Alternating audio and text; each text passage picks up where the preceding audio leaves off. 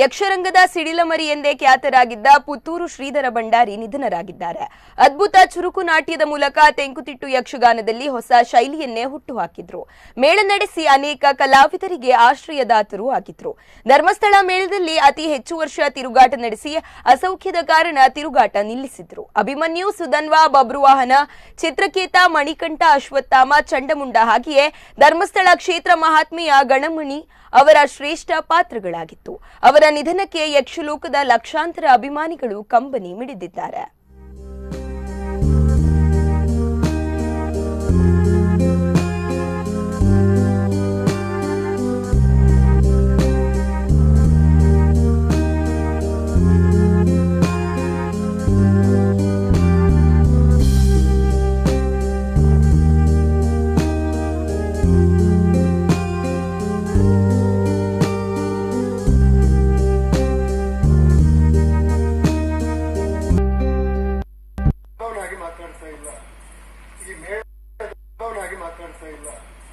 ಈ ಮೇಳದ ಕಲಾವಿದನಾಗಿ ಮಾತಾಡ್ತಾ ಇದ್ದೆ. ನಾನೊಂದು ದುಃಖಕರವಾದಂತಹ ವಿಷಯವನ್ನು ತಿಳಿಸುವುದಕ್ಕೆ ನಿಮ್ಮ ಮುಂದೆ ನಿಂತಿದ್ದೆ. ನಮ್ಮ ಯಕ್ಷಗಾನ ಕ್ಷೇತ್ರ ಕಳೆದ ಕೆಲವೇ ಹೊತ್ತಿನಲ್ಲಿ ಒಂದು ಅನರ್ಘ್ಯ ರತ್ನವನ್ನು ಕಳ್ಕೊಂಡಿದೆ. ಅಂಥದ್ದು ಯಕ್ಷಗಾನ ಪ್ರಪಂಚದಲ್ಲಿ ಇನ್ನು ಹುಟ್ಟುತ್ತದೆ ಅನ್ನುವ ಭರವಸೆ ಇಲ್ಲ.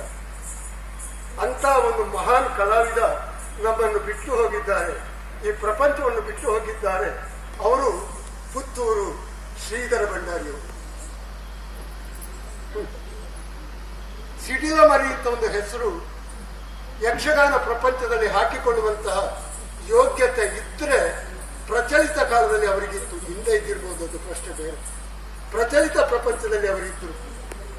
ಕೆಲವು ಸಮಯ ಆರೋಗ್ಯದಲ್ಲಿ ಏರುಪೇರಾಗಿ ರುಗ್ಣ ಶೈಲಿಯಲ್ಲಿತ್ತು. ಪರಮಾತ್ಮನ ಕರೆಗೆ ಹೋಗೊಟ್ಟು ಸ್ವರ್ಗಸ್ಥರಾಗಿದ್ದಾರೆ. ಅವರು ಕೇವಲ ಕಲಾವಿದರಲ್ಲ. ನಾನು ಕೂಡ ಈ 54 ವರ್ಷ ಮೇಳ ತಿರುಗಾಟಗಳಲ್ಲಿ 4 ವರ್ಷ ಪುತ್ತೂರು ಶ್ರೀಧರ ಭಂಡಾರಿಯವರ ಯಾಜಮಾನ್ಯದ ಪುತ್ತೂರು ಮೇಳದಲ್ಲಿ ತಿರುಗಾಟ ಮಾಡಿದವರು. ಹಾಗೆ ಅವರ ಅಪ್ಪನು ಶ್ರೀಧರ ಭಂಡಾರಿಯವರು, ಶೀನಪ್ಪ ಭಂಡಾರಿಯವರು, ಅವರು ಕೂಡ ಯಜಮಾನರಾಗಿ ಕಲಾವಿದರಾಗಿದ್ದವರು. ಶೀನಪ್ಪ ಭಂಡಾರಿಯವರ ಮಗ ಶ್ರೀಧರ ಭಂಡಾರಿ ಅವರು ಕೂಡ ಕಲಾವಿದರಾಗಿ ಯಜಮಾನರಾಗಿಯೂ ಮೆರೆದವರು. ಅವರ ಕುಟುಂಬವೇ ಕಲಾವಿದ ಕುಟುಂಬ.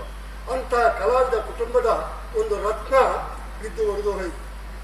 ಅದಕ್ಕಾಗಿ ಆ ಕಲಾಮಾತೆ ಬಂಜೆ ಅಲ್ಲ, ಅಂಥದ್ದೇ ಕಲಾವಿದ ಈ ಯಕ್ಷಗಾನ ರಂಗಕ್ಕೆ ಮತ್ತೊಮ್ಮೆ ಹುಟ್ಟಿ ಬರಲಿ ಅಂತ ಕೇಳಿಕೊಳ್ತಾ, ನಮ್ಮನ್ನು ಬಿಟ್ಟು ಅಗಲಿದಂತಹ ಆ ದಿವ್ಯ ಚೇತನ ಆ ಶ್ರೀಧರ ಭಂಡಾರಿಯವರ